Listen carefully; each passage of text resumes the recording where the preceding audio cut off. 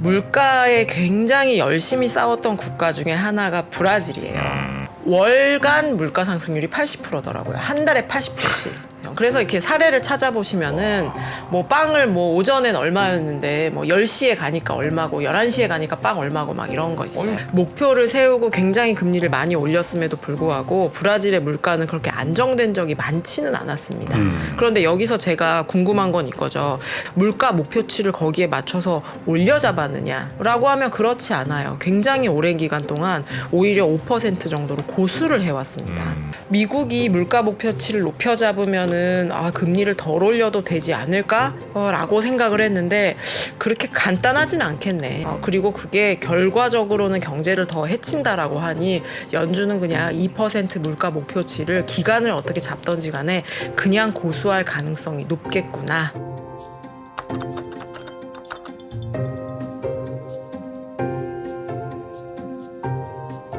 자, 갑자기 벌써 나오셨네요. 우리 김효진 의원님 어서 오십시오. 네, 안녕하세요. KB증권 김효진입니다. 근데 엉겹결 훅 들어오셨네. 시험 보게 됐어. 네, 우리 김효진 의원님. 뭐 저희 식구니까요. 네. 자, 우리 김효진 의원님과 함께 오늘은 무슨 얘기 좀 오늘 해주십니까? 이제 뭐 시장이 최근에 아까 이제 박병창 이사님이 그 거래량 굉장히 줄고 있다 뭐 이런 이야기를 드렸는데 연말이어서 그런 것도 있고 이제 미국의 물가도 발표가 돼야지 되고 FOMC도 있고 그래서 아마 관망세가 좀 짙게 드리워지지 않았나라는 생각들을 해요. 그래서 네. 다음 주에 발표될 물가 지표가 좀 어떻게 나올지 간을 좀 살짝 보고요. 그리고 앞으로 지금 물가가 많이 변했는데 중앙은행은 계속 정말 2%까지 저 물가를 잡겠다고 하는 건가? 최근에 그런 질문을 굉장히 많이 주시거든요. 그래서 거기에 대해서 좀 어떻게 좀 틀을 잡아야 될지 그거를 좀 가지고 왔습니다. 그러면은 이제 물가 지표부터 다음 주 이제 화요일 밤에 이제 발표가 되는데 물가 지표부터 한번 생각을 한번 해보시죠. 저는 이제 시장에서는 전월비 0.3% 올라가는 거 그리고 이제 헤드라인 숫자로는 전년 동월비로는 7.3% 정도로 지난달보다 한 0.3%포인트 정도 낮아지는 거를 전망을 하고 있어요. 여기서 아주 크게 바뀔 거가 예상치를 이렇게 엄청 상회하는 흐름이 나오지는 않을 것 같습니다. 이제 그렇게 생각하는 이유는 저는 이제 유가 때문이에요. 저 차트가 유가 차트입니다. 유가 차트인데 저 꼬리 부분을 봐주시면 될 것 같아요. 네. 9월에는 유가가 평균적으로 한 80불 정도 됐었고요. 이제 10월 유가는 86불, 11월 유가는 이제 80불입니다. 그래서 10월 대비해서 유가가 한 8, 9% 정도가 하락을 했어요. 그래서 전반적으로 이제 유류 관련 부담들이 좀 낮아지지 않았을까 이제라는 생각을 할 수가 있겠고 어제 유가가 더 빠져서 유가가 지금 72불까지 야, 내려갔거든요. 육사 찍을 수도 있겠네. 예, 유가가 사실은 경제나 다른 자산 가격 빠진 거 비해서 되게 버텼었거든요. 그러니까 뭐 좀 하락하려고 하면 이제 감산한다 그러고 하고 뭐 중국이 리오프닝 한다고 하면 또 올라가고 또 핵폭탄 이야기 나오고 막 여러 가지가 얘기가 나오면서 유가가 진짜 오랫동안 버텼었는데 70달러 초반 굉장히 오랜만에 보는 숫자인 것 같습니다. 네. 그래서 저 유가 하락이 저 꼬리 부분을 보시면은 하반월, 그러니까 11월 중순 이후에 유가가 좀 많이 빠졌어요. 그래서 소비자 물가는 또 이게 조사하는 기간이 있기 때문에 저게 오롯이 반영이 되진 않을 수 있습니다. 다만 네. 그럼에도 야 12월에도 더 빠졌잖아. 그러면 이번 달에 덜 빠졌다고 해도 그러니까 소비자 물가가요. 소비자 물가가 덜 하락했다라고 해도 저거 뭐 12월에는 더 하락하는 걸로 우리가 봐도 되지 않겠어? 라는 계산이 가능합니다. 어차피 지금 12월이 거의 뭐 열흘 정도 지났기 때문에 그래서 이제 이런 것들을 감안하면은 물가가 저는 이제 예상치 수준 정도로 나올 거라고 생각을 하고 예상치를 혹은 좀 상회한다고 하더라도 굉장히 뭐 시장이 물가가 아직도 끝난 게 아니야라고 하면서 다시 한번 좀 철퇴를 맞을 가능성들은 높지 않다라는 생각들을 해요. 이제 그럼에도 불구하고 올해 이제 마지막 FOMC인데 제가 이제 12월까지 물가랑 FOMC를 또 그러니까 프리뷰를 하게 될지는 몰랐어요. 이렇게 1년 동안, 2년 동안 이제 우리를 괴롭힐지는 몰랐는데, 어쨌든지 간에 최근에 이제 물가의 압력은 조금씩 낮아지고 있는 이제 그런 상황이다라는 거를 좀 업데이트 드리도록 하겠습니다. 네. 앞에서 이제 저희 그러니까 이슈 같은 거에서도 이제 전달을 해드렸는데, 월가에서 이제 경제 전망들이 쭉 나왔잖아요. 경제 전망 쭉 나오고 굉장히 비관적인 내용들도 있고 내년 하반기가 되면 좀 괜찮아질 겁니다라는 걸로 마무리는 했지만 좀 더 하락할 수 있다라는 좀 비관적인 예. 전망들도 지금 많은 상황입니다. 사실은 여의도가 연간 전망 같은 건 증권사별로 훨씬 빨리 나오거든요. 빨리 나오죠. 예, 네. 그래서 저도 거의 2달째 지금 연간 전망 자료를 가지고 여러 투자자분들, 기업에 경영하시는 분들하고 이야기를 하고 있는데 제가 최근에 많이 받은 질문 중에서 저거는 한번 답이 없더라도 생각을 해보긴 해야겠네라는 것들이 좀 물가와 뭐예요? 관련돼서 있었어요. 예. 이제 그거를 말씀드릴게요. 제가 받았던 질문들은 이거였어요. 특히 기업 경영하시는 분들 중에서 물가를 꼭 저렇게 잡아야 하는 겁니까? 예, 꼭 뭐 중앙은행이 뭐 알겠고 뭐 책무고 뭐라고 경기를 하시는지 죽여가면서까지. 네, 알겠는데 이게 뭐 환경도 바뀌고 전쟁도 있고 이게 꼭 그렇게 옛날만큼 뭐 수요가 좋아서 그런 것도 아닌데 저 물가를 꼭 저렇게 잡겠다고 그렇게 해야지 됩니까? 네. 라는 질문이 첫 번째였고요. 두 번째는 좀 금융으로 들어온다라고 한다면 대부분의 국가들이 물가 안정 목표가 2%예요. 2%인데 지금 물가가 낮아져서 뭐 7%인데 저게 2%면 너무 멀잖아요. 저 물가 목표를 바꾸면 안 되는 거야? 3, 4로. 네, 저거를 그렇게 세월이 바뀌었는데 저거를 계속 가져가야 되는 거야. 이제 이게 두 번째 질문. 그리고 이제 세 번째 질문은 그럼 뭔가 물가에 대한 패러다임이 바뀌는 것 같기는 한데 연준은 기준금리를 어떻게 결정해야 돼? 예. 이게 세 개가 사실은 뭐 이번 달 FOMC에는 반영이 되지 않을 수도 있습니다. 그런데 네. 이렇게 연말이고 하니까 되게 근원적인 질문들이라고 저는 생각하거든요. 그래서 이런 거를 어떻게 봐야 될지 좀 차분히 아침에 이제 시간을 들여서 한번 좀 보시죠. 첫 번째 질문, 물가를 좀 꼭 잡아야지 되나? 제가 그냥 말로 좀 이야기를 드릴게요. 사실은 물가가 낮으면 좋죠. 근데 이제 저는 이제 소비자이기 때문에 딱 생각드는 거는 물가가 낮으면은 뭐 금리도 낮고 물건 가격도 싸고 뭐 그래서 좋은 거 아니야? 라는 생각들도 하실 수도 있겠는데 네. 좀 경제학적으로 이야기를 하면은 물가가 높게 되면은 자원 배분이 왜곡돼요. 그러니까 물가가 높으면요? 네, 돈을 써야 될 사람들이 못 쓰고 돈을 못 써야 될 사람들은 더 못 쓰고 이제 이런 문제도 나타나고요. 물가 안정이 왜 잘못됐을까? 물가 안정이 안 되면 뭐가 피곤할까 했더니 이유가 사실은 굉장히 많더라고요. 그래서 어제 IMF에서 옛날에 쓴 자료들을 이렇게 보니까 뭐 전축을 잠식시킨다. 소비 여력을 제한한다. 결과적으로는 뭐 성장을 저해시킨다. 이런 되게 경제학자들만 쓰는 빡빡한 단어들이 있고 그중에 굉장히 눈길을 끌었던 거는 악몽이란 단어를 쓰더라고요. 악몽? 네. 물가가 높으면 사람들이 뭔가를 계획하는 것 자체를 악몽으로 만든다. 재난이다, 재난. 그래서 IMF 자료에서 내가 나이트메어라는 단어를 볼지는 몰랐는데 이 물가에 대해서는 그래 사람들이 뭔가를 계획할 수 없다라는 것 자체가 굉장히 좀 경제에는 부정적이겠구나라는 생각을 좀 다시 한번 하게 됐습니다. 사실은 우리가 물가가 뭐 물가 상승률이 뭐 2%입니다. 2%가 뭐 2.3%가 됐습니다. 이럴 때는 뭐 물가 안정 목표가 뭐 2%고 이게 뭐 장기 평균을 하면 어떻고 뭐 이런 이야기들은 사실은 그냥 경제학자분들한테만 중요한 이야기였었던 것 같아요. 근데 이제 물가 상승률이 7%가 되고 8%가 되고 9%가 되면서부터는 저게 물가가 높으니까 뭐 제가 뭐 악몽, 뭐 저축 잠식 이런 이야기 드렸지만 이렇게 생각하시면 될 것 같아요. 피곤하죠. 예, 물가가 높으니까 따질 게 많고 너무 피곤합니다. 그래서 물가 안정이 되게 필요하다. 이거는 다시 대답을 드리지 않아도 될 것 같고 두 번째부터 본격적으로 좀 말씀을 드려볼게요. 대부분의 국가가 이제 물가 우리 그러니까 한국이 됐건 미국이 됐건 유럽이 됐건 우리는 물가 안정 목표를 몇 %로 합니다. 뭐 이런 제도들을 뭐 빠르면 1990년대부터 이제 늦어도 한 2000년대부터는 저런 것들을 발표를 했어요. 발표를 했었었는데 대부분의 국가들은 물가 안정 목표를 2%로 하고 있습니다.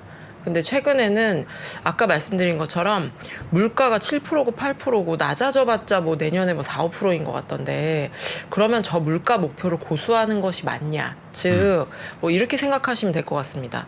정프로님 아까 시험 이야기가 나와서 정프로님이 만약에 시간이 너무 부족하고 바쁘시잖아요. 네. 그래서 예를 들어서 65점 정도 정프로님 예상하신단 말이에요. 근데 정프로 정도면은 95점은 맞아야지. 그게 우리의 목표야라고 하면서 계속 이야기를 하면 네. 정프로님이 너무 무리해서 공부를 하실 수밖에 없잖아요. 기대치가 너무 높으니까. 예. 네. 지금 사실은 연준이 하고 있는 게 그런 게 아니냐라는 그런 회의감들이 나타나고 있는 거예요. 목표를 너무 세게 잡았어요. 뭐 목표가 이제 원래 옛날에 2%였으니까 그리고 여전히 뭐 2% 정도로 우리는 물가 연착륙을 좀 목표로 하고 있다라고 이야기를 하니까 이상적인 목표는 아니. 정프로님 100점 맞으면 너무 좋은데 현실적으로 너무 바쁘고 그런데 어떻게 물가 2%까지 갈 수가 있겠느냐. 그러다가 너무 과도하게 긴축을 할 위험성도 있지 않겠느냐. 라는 사람들이 이야기를 하기 시작했습니다.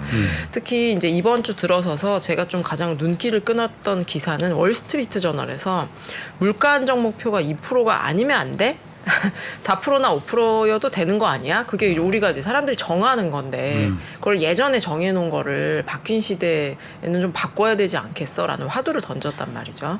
마음속으로는 굉장히 좀 공감을 하시는 분들이 있을 것 같습니다. 그래서 이게 아마 이제 지금까지는 물가 금리 인상을 몇 프로까지 할 거야? 뭐 5%까지 할 거야? 4.75야? 5.25야? 뭐 이런 이야기들을 하다가 앞으로는 아마도 이게 물가 안정 목표만 높아지면 우리가 이렇게 모두 고생을 할 필요는 없지 않겠어? 기준점을 바꿔버리면 되는 거 아니야? 라는 생각들을 아마 더 할 겁니다. 왜 이렇게 2%에 목매다냐. 네, 그렇죠. 4, 5%될 수도 있는 거지. 예. 예. 그래서 제가 그거를 한번 다시 생각을 해봤어요. 그러면 우리가 만약에 목표라는 거는 사람들이 정해서 바꿀 수가 있는 거니까 그러면 이거를 한번 생각해 보면 좋을 것 같아요. 왜 처음엔 2%로 정했을까? 누가 그거를 뭐 공식이 있나? 그런 걸 한번 생각을 해봤어요. 그랬더니 자료 조사를 좀 많이 한 것 같은데 대부분 국가의 물가 안정 목표가 2%인 거는 명백한 이유는 없더라고요. 그러면 연준에서 2% 하니까 따라한 거 아니에요? 원래는 뭐 다른 중앙은행들이 더 먼저 하긴 했죠. 근데 이제 2%? 말로 뭐 우리는 2% 정도가 우리한테 적당한 것 같아라는 말을 했을 수는 있지만 다른 나라 좀 먼저 했었고 3%가 난데. 그러게요. 3%만 해도 조금 숨통이 트일 것 같은데. 그래서 이제 이거를 생각해보니까 제가 볼 때는 두 가지 이유 때문에 2%로 애시당초 정했던 것 같아요. 첫 네. 번째는 장기 평균이기 때문에. 두 번째는 잠재 성장률하고 관련이 있습니다. 그럼 여기서부터 차트를 좀 한번 보시죠. 네. 저게 보시는 것이 네모 막대기만 보시면 될 것 같고 시기별로 미국의 물가 상승률이에요. 70년대에는 10년 동안 평균 물가 상승률이 뭐 6% 되게 높았고 80년대까지만 하더라도 5% 웃돌았습니다. 저게 90년대로 가면서 이제 2% 중반으로 낮아졌고 2000년대, 2010년대로 가면은 이제 2%를 하회하는 수준이 돼요. 그래서 90년대 이후부터 지금까지의 물가 상승률을 평균을 하게 되면은 뭐 2% 이제 언저리 정도 됩니다. 근데 이런 생각 하실 수 있을 것 같아요. 뭐 장기 평균 숫자가 저런 건 알겠는데 그래도 한 나라의 중앙은행이 물가의 목표를 세우는데 그냥 쭉 평균해서 저 숫자를 하는 게 저게 근거가 좀 있는 겁니까? 라고 생각하실 수 있을 것 같은데 인플레이션 기대 심리에 영향을 주기 때문인 것 같아요. 그러니까 우리가 늘상 물가가 한 2, 3% 정도 오르면 이제 저희 연말인데 내년에 그럼 내 월급을 한 2, 3%는 올려주지 않겠어? 그리고 내년에 라면 값이 오르면 라면 값은 그냥 예를 든 겁니다만 물가 상승률이 한 2, 3%고 작년에 못 올렸다고 하니까 그러면 뭐 한 4, 5% 오르겠네. 사람들이 이제 마음속으로 생각하는 물가 상승률이 네. 있단 말이에요. 이거는 누가 약속한 것도 아니고 누가 정한 것도 아니지만 우리가 의뢰 그러겠거니라는 생각을 합니다. 그러면 기업이 경영 계획을 세울 때도 물가가 대충 한 2, 3%씩 계속해서 올랐으니까 그럼 우리도 가격도 그 정도 인상하는 걸로 하고 비용을 좀 더 줄여서 이익을 이렇게 만들어 보지라고 하면서 큰 이견 없이 모두 그런 룰에서 경영 계획을 세우고 저의 소비 계획도 세웠단 말이죠. 그래서 만약에 이 늘상 그래왔던 물가에서 벗어나게 되면 사람들 우왕좌왕합니다. 제가 아까 IMF에서 악몽이다, 뭐 이런 재난이다, 뭐 이런 이야기도 드렸는데 네. 물가가 내년에 2, 3%가 될지 10%가 될지 모르겠는 거예요. 그럼 경영 계획을 어떻게 세우죠? 저는 가계부 정리를 어떻게 하죠? 못하죠. 내년에 물가가 어떻게 될 줄 알고 지금 제품을 발주를 해야 되는 건지 연말에 해야 되는 건지 굉장히 혼란스럽죠. 그렇겠네요. 그래서 이 장기 평균이라는 게 저 일 쉽게 하네 그냥 쭉 평균해서 저 숫자 하면 되는 거야? 라고 생각하실지 모르겠지만 굉장히 제가 볼 땐 직관적인 거예요. 그리고 인플레이션 기대 심리라는 굉장히 추상적인 개념에 이제 영향을 주기 때문에 제가 볼 때는 국가별로 이 물가 안정 목표가 2%된 거는 좀 2000년대 이후 2010년대 이후 물가가 2%에 안착되는 국가가 많았기 때문이다가 첫 번째. 네. 그러면 이 인플레이션 기대 심리를 자극하지 않기 위해서는 물가 안정 목표를 괜히 3, 4%로 바꿔서 좋을 거는 없겠네요. 제가 생각하기에는 두 번째 이유가 더 중요한 것 같은데 바로 잠재 성장률입니다. 저희 이제 3프로TV는 엄청나게 성장을 하고 계시지만 제가 그냥 직관적으로 3% 성장을 3%씩 매년 성장을 하고 계신데 뭐 예를 들어서 일하시는 분들 월급을 막 10%씩 올려 드려야 되면 아무리 정프로님, 김프로님이라도 좀 경영이 힘드실 거 아니에요. 해드려야죠. 이거를 네. 이거를 나라로 가지고 오면은 사실 근데 그렇게 만만하진 않습니다. 한 기업이나 나라로 생각을 하면 성장은 만약에 3%씩 해요. 근데 막 물가도 10%씩 오르고 월급도 10%씩 올려줘야 되고 가격도 다 10%씩 올려줘야 되는 게 한두 해는 그럴 수가 있죠. 한두 해는 그럴 수가 있는데 이게 계속 되게 되면은 결국은 경제를 좀 그르치게 됩니다. 그래서 지금 중앙은행들이 그렇게 물가를 잡으려고 하는 거고요. 그렇다라고 한다면은 이게 물가가 우리 맨 처음에 그냥 사람들이 툭 던졌던 질문은 단순했던 것 같아요. 야, 2% 물가 멀었고 그냥 4, 5%로 목표를 잡고 금리 정책을 거기에 맞춰서 해. 그러면 다 좋은 거 아니야? 이거 굉장히 단순한 발상이었던 것 같은데 뜯어보면 뜯어볼수록 야, 이거 물가가 높다고 기준을 바꾸면 안 돼. 성장이 바뀔 때 기준을 바꿔야 되는 거야. 라고 이야기가 갑자기 점프를 하게 됩니다. 네. 3페이지에 보고 계시는 차트가 미국의 잠재 성장률이에요. 미국의 의회 예산처라는 데서 이제 추정을 하는 거고, 저게 1950년대부터 그려져 80년짜리 차트이기 때문에 되게 긴데, 제가 2%의 밑줄을 그어왔습니다. 2000년대 초중반까지만 하더라도 미국의 잠재 성장률이 뭐 평균 하면 한 3.5% 정도 되려나 굉장히 높았었어요. 그런데 2008년도에 리만 브라더스 이후에 상흔이 굉장히 컸었기 때문에 2010년대는 2% 언저리, 그리고 2022년도에는 1.8%, 그리고 2030년 정도가 되면 1.7%로 조금씩 낮아질 거다라고 전망을 하고 있습니다. 그러면 지금 물가가 높은 건 알겠어요. 근데 물가가 높다고 해서 물가 안정을 목표를 높여 잡으면서 긴축을 덜 하는 게 경제에 더 좋은 건가? 아니면 잠재 성장률이 낮아지니까 그거를 보면서 물가에 대해서는 오히려 조금 더 기준을 타이트하게 잡는 게 좋은 건가?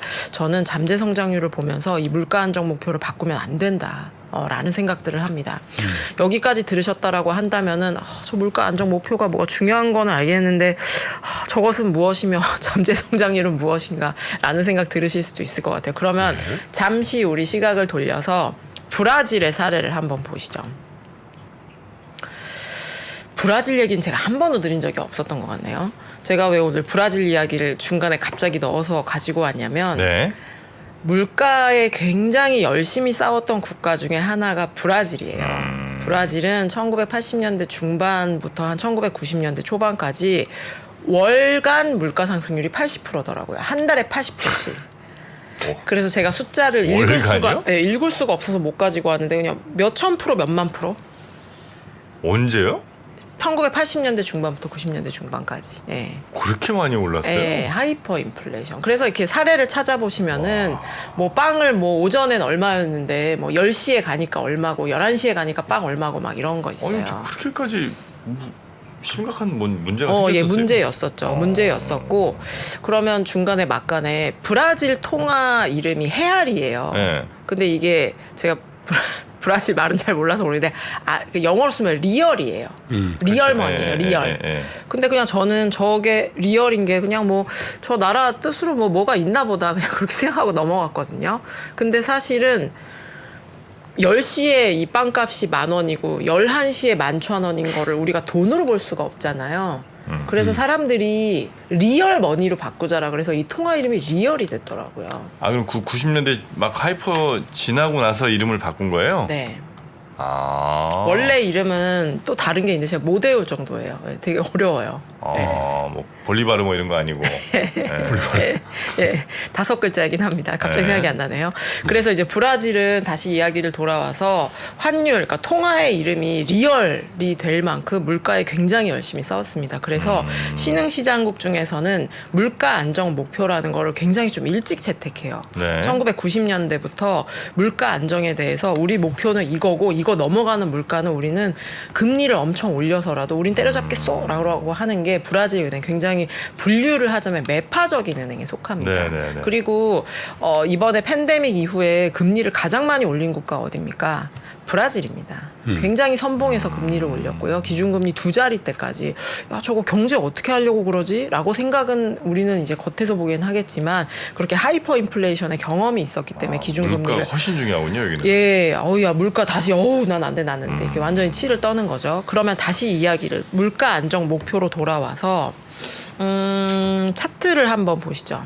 차트가 좀 복잡한데, 위에 차트부터 한번 볼게요. 위에 차트 중에서 파란색 선이 뭐냐면은 브라질의 연도별 물가 상승률이에요. 노란색이 목표예요. 근데 이 노란색보다 아래에 있었던 적이 사실은 별로 없어요. 그러니까 목표를 세우기는 했었는데 목표를 달성한 해는 별로 없습니다. 저 목표보다, 즉 노란색보다 파란색이 낮아야 목표를 채운 거잖아요. 근데 목표를 채우지는 못했어요. 그래서 목표를 세우고 굉장히 금리를 많이 올렸음에도 불구하고 브라질의 물가는 그렇게 안정된 적이 많지는 않았습니다. 그런데 여기서 제가 궁금한 건 이거죠. 특히 2000년대 초반에 그리고 2010년대 중반에는 목표치에 작으면 3배, 많으면 2배 정도 물가 상승률이 높았었을 것 같은데 물가 목표치를 거기에 맞춰서 올려잡았느냐? 라고 하면 그렇지 않아요. 굉장히 오랜 기간 동안 오히려 5% 정도로 고수를 해왔습니다. 그래서 목표치는. 예, 그래서 저게 뭐 잘했다 안 했다가 아니라 저희가 찾을 수 있는 예가 브라질이니까요. 잘했다 못했다 여러 가지 평가는 있을 수 있겠지만 중앙은행들은 어떤 결정을 하느냐, 목표를 달성하지 못했을 때 어떤 결정을 하냐, 그 목표를 고수하는 결정을 굉장히 오랫동안 해왔다라는 게 우리가 브라질에서 얻을 수 있는 교훈인 거고 2004년 정도의 저 목표치를 살짝 올렸을 때가 있어요. 네. 네, 살짝 올렸을 때가 있었는데 이때는 어떤 해였냐면은 물가가 높아서 이 목표치를 따라서 올렸을까요? 아닙니다. 성장이 좋아서 목표치를 올렸어요. 물가가 높은 것뿐만이 아니라 성장이 좋아져야지. 그럼 이거 물가도 높기도 한데다가 성장이 좋아지면 이거 물가가 높겠네라고 하면서 우리가 생각하는 정배열이 되어야 물가의 목표치는 올려잡을 수 있습니다. 네. 반대로 2010년대 중반에도 물가 목표치를 한 2배 정도 상회했었거든요. 이때는 왜 물가 목표치를 올리지 않았을까? 2년 연속 역성장을 했습니다. 밑에 건 GDP 성장률이거든요. 그래서 더해서 놓고 보면은 아까 뭐 잠재 성장률 얘기도 하고 목표치도 이야기를 하고 했더니 다시 정리해서 이야기를 하면은 미국이 물가 목표치를 높여 잡으면은 되게 편할 거라고 생각하고 그러면 금리를 덜 올려도 되지 않을까? 라고 생각을 했는데 그렇게 간단하진 않겠네. 그리고 그게 결과적으로는 경제를 더 해친다라고 하니 연준은 그냥 2% 물가 목표치를 기간을 어떻게 잡던지 간에 그냥 고수할 가능성이 높겠구나. 라는 게 제가 오늘 드리고 싶은 굉장히 핵심 메시지예요. 그래서 뭐 물가 안정 목표라는 단어를 처음 들으신 분들도 있을 텐데 물가 안정 목표가 어떻게 됐건 뭐 잠재 성장률이 어떻게 됐건 이건 다 잊으셔도 되는데 연준이 굉장히 빠르게 금리를 인하할 수도 있어. 그리고 물가 목표를 바꾸면은 금리 인하의 운신의 폭이 더 생길 거야. 이런 긍정적인 의견들이 나올 수 있습니다. 근데 그렇게 간단하지 않아요. 제가 오늘 이야기를 굉장히 중간에 재미있는 이야기를 많이 복잡해서 이제 뺐지만 이 중앙은행의 물가 안정 목표라는 걸 그렇게 간단하게 정하는 것 같지는 않더라고요. 근데 그건 이제 만약에 연준에서 오늘부터 3%로 할게요. 그러면 시장이 환호할까? 저는 그 생각 안 하는데. 맞아요. 그것도 굉장히 중요한 포인트인 것 같습니다. 오히려 야 저거는 안 되겠구나. 그리고 사실은 진짜, 숫자 노름이지 2% 3% 목표해가지고 뭐 목표 달성했다라고 해봐야 경제에 주는 맞아요. 그 인플레이션의 영향은 2나 3이나 똑같은 거거든. 그리고 이제 이거 진짜 고물가, 그렇죠. 진짜 고물가로 가는구나. 그래서 그거는 내가 볼 때 논리적이지 않은 것 같고 그래서, 다만 2%대 그거는 이렇게 김 의원 얘기 듣다가 저도 공감하는 게 원래 2% 목표가 위로 목표였어요. 맞아요. 그럴 때도 위로 있었어요. 목표였대. 최근 몇 년 동안은 코로나 이전에는 네. 다 위로 목표였지. 1점 몇 %였기 때문에 물가를 야, 끌어올리는 올리자, 게 목표였죠. 올려야 된다라는 목표였거든요. 근데 우린 다 까마득하게 잊어버리고 있어요. 지금 8%, 7% 때문에 원래 미국 물가는 2%를 위로 올려야 된다라는 맞아요. 게 연준의 맨데이트였거든. 그렇잖아요. 맞아요. 그러면 이제 얘기를 다시 모아보면은 목표치를 바꿀 가능성은 별로 없겠네. 그래서 제가 왜 이 이야기를 이렇게 연말에 드리냐면은 최근에 시장이 이제 올랐다가 내려갔다가 분위기가 이제 확확 바뀌는데 제가 볼 때는 제가 막 비관론자이거나 시장이 막 하락할 거라고 그렇게 생각해서 그런 게 아니라 시장이 연준에 대해서 좀 기대를 많이 하고 있다라는 생각을 저는 했어요. 짝사랑. 예, 짝사랑인지 뭔진 모르겠는데 기대감이 생기는 건 당연한 거. 더 이상 나빠질 게 없으면 긍정적으로 시장을 바라보는 게 맞다라고 생각은 하는데요. 이게 기대가 항상 중간이 없잖아요. 이제 방향이 바뀌었으니까 방향이 바뀐 정도의 기대를 하면 좋을 것 같은데 방향이 바뀌었으니까 내년에 하반기에 인하하고 또 어떻게 하고 그래서 굉장히 이제 이거를 기대감이 당겨오기 쉬운 상황인 것 같습니다. 최근에 네. 전망들도 엇갈리고 있으니까 근데 너무 기대하지는 네. 않으셨으면 좋겠다라는 이야기를 드리겠고 마지막으로 이 차트를 한번 보여드리죠. 네. 그러면은 여기까지 들으셨으면 이런 생각할 것 같아요. 그러면은 2% 목표를 안 바꾸면 2% 안 내려가면 금리 인하 안 하는 거야? 제가 너무 반말로 얘기했네요. 너무 화를 냈네요. 네. 표정 내알입니다. 헤알입니다. 예. 그래서 금리 2% 그런 질문 사실 많이 하세요. 2% 안 내려갈 때까지 금리 인하 안 하는 거예요? 그 애시당초 그 싹이 텄습니까? 뭐 이런 이야기를 많이 하시는데 이렇게 생각을 한번 해보시죠. 금리를 인하하는 거랑 통화 완화하는 거랑은 사실은 엄밀하게는 같지가 않아요. 무슨 얘기냐면 이렇게 한번 생각해 볼까요? 지금 예를 들어 기준금리가 5%라고 생각을 해보고 기준금리 5%인 걸 4.75로 내려가면 기준금리 인하한 거죠. 이건 25bp 인하한 거잖아요. 금리는 인하한 건데 만약에 지금 현재 경제가 요구하는 금리가 4%예요.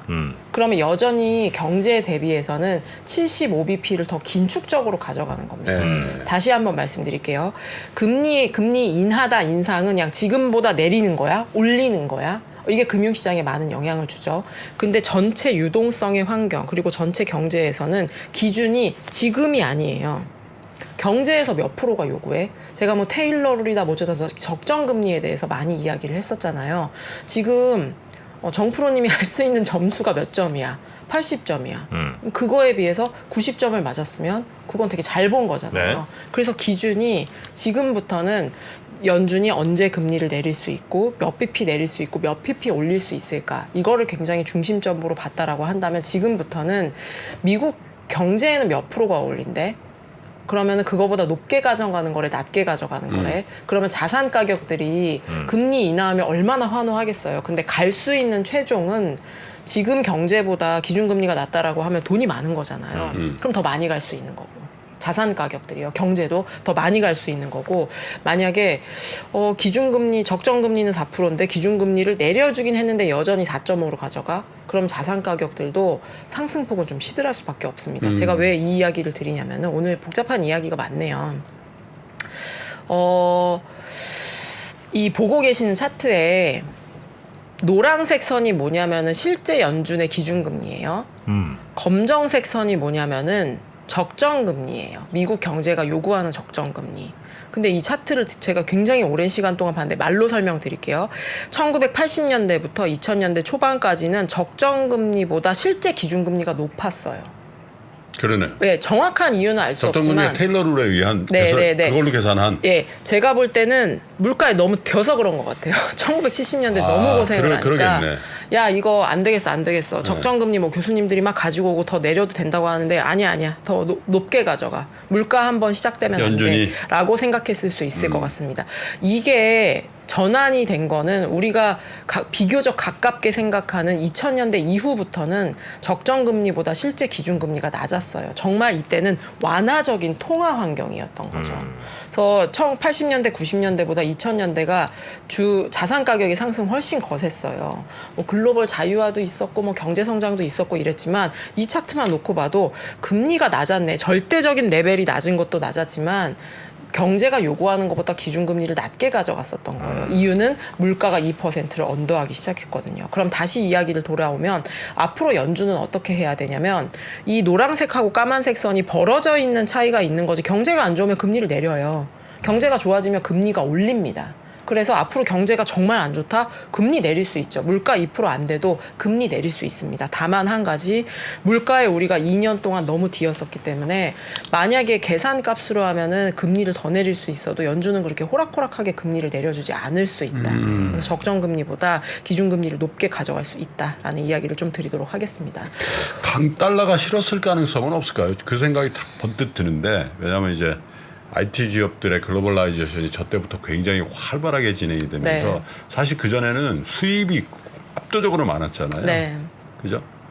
그래서 그런 생각 그래서 강달러가 싫어지는 거지. 왜냐하면 수입이 일방적으로 하면 강달러가 나쁜 건 아닌데 네. 근데 뭐 구글이라든지 아마존이라든지 뭐 페이스북 이런 네. 나라들이 다 해외에서 돈을 벌기 시작하고 이제 뭐, 이렇게 됐을 때 미국 연준도 아니 뭐 그걸 보면서 하지는 않았을지언정 뭐 그런 영향도 있었을 수는 있는데 물가가 낮아진 게 좀 결정적이었던 것 같아요. 2000년대까지 오고 그때 이제 뭐 대평원, 그레이트 마더레이션 뭐 이런 표현들이 굉장히 유행했는데 물가에 대해서 굉장히 아니야 또 시작될 수 있어 저거 잡아야 돼 하던 분들도 물가가 막 1%대씩 계속 나오니까 이제 내 생에 다시 인플레는 없나 봐 그런 라고 다 생각 많이 했죠, 인정하던 사실. 시기였었거든요. 그래서 많이 했겠지. 오늘 제가 드린 이야기들이 다 되게 복잡합니다. 그러면 네. 이제 거듭 이제 결론적으로 말씀드리는 거는 연준의 목표치가 바뀌면 되게 평화롭지 않겠어라는 그런 여러 가지 상상력이 가능하지만 그렇게 호락호락하진 않을 거다. 그리고 물가가 2%까지 되지 않아도 낮아지지 않아도 금리 인하는 가능하다. 시장은 네네, 반응하겠지만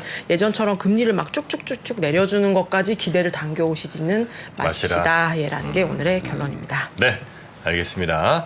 자, 우리 김효진 연구위원님과 함께 오늘은 금리 물가에 대한 이야기 나눠봤고요. 다음 주에도 잘 부탁드리겠습니다. 고맙습니다. 감사합니다. 네, 감사합니다. 2023년 투자 계획을 고민하고 계십니까?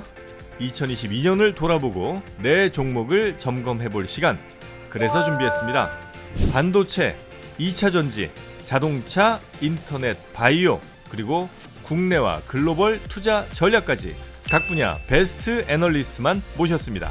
2023 베스트 투자 전략.